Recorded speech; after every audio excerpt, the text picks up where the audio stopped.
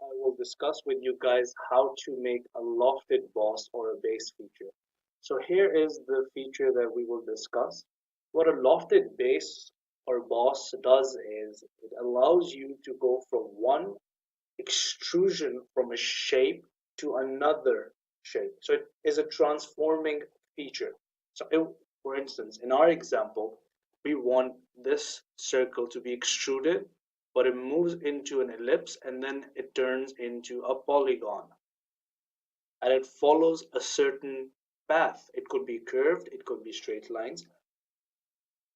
So yes, that's what a lofted feature is. It allows you to transform from one shape into another. I will show you guys what sketches I have drawn. These are not to scale. You can choose any dimensions for now. It is just an example how to use the tool. So firstly, I have one sketch in which there's a circle and a polygon.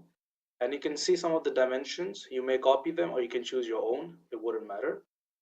Secondly, I have another sketch of a curved path, and the curved path goes through the center of the circle and the center of the polygon. And it also goes approximately through the center of the ellipse, but it doesn't, in this sketch, it's not accurately going through the center. And lastly, I have the sketch of the ellipse. And this ellipse is drawn on a plane which is 50 millimeters away from the top plane. So there you go, we have our sketches. And for a lofted boss feature, we need certain profiles and we need a certain path. So we begin with a tool, lofted boss. And now it asks you which profiles do you want to use. So in our case, we want to use is the circle, and just use this select group, or yeah, and then select on this because it is a closed loop that we want to select. Press OK. Next up, we want to choose is this ellipse. Just click on it. And lastly, we want to choose is this polygon, and make sure that you have selected a closed group, otherwise you will have to select each and every line if you have selected this button. But just select closed loop and press OK. And lastly, we want to choose is a center line parameter. So a center line parameter, it requires you to give it a path, but the path should always go through the center of the profile. So in our case, this does go through the center of the profile, or approximately.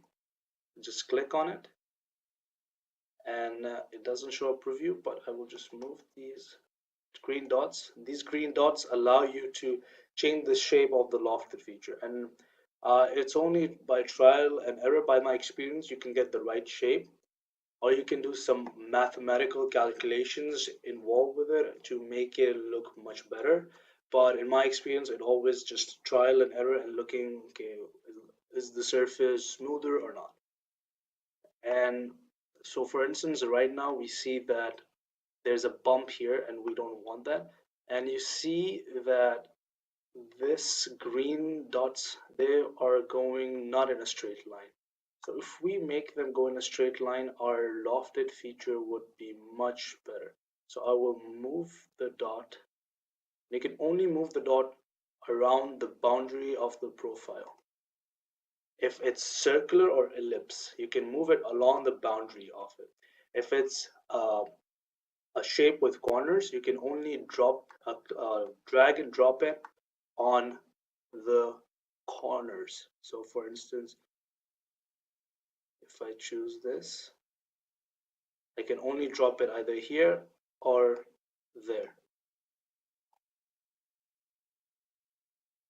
Yeah, but I want it to be here so that it is much smoother. Now you see the bump is much smoother, and I can go even better, but I think for now, for this learning tutorial is okay. And if lastly, I want to do is give in some constraints. So how do I want the loft to begin? I want it to be normal to the profile. So when it moves up, it goes normal to it. Lastly, the end constraint also I want it to be normal to the profile. And that's it. If I press OK, it will,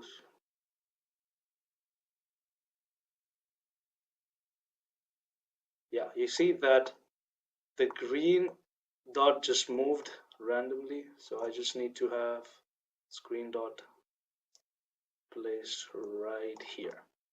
And now it has a much smoother ending to it.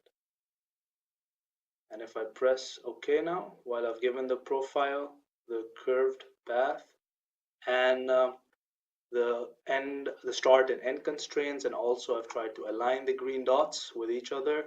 So if I press OK, our loft feature will be created.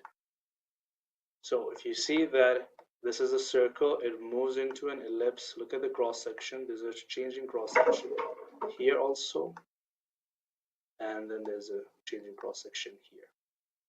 And yeah, at the end it ends with the polygon that we have.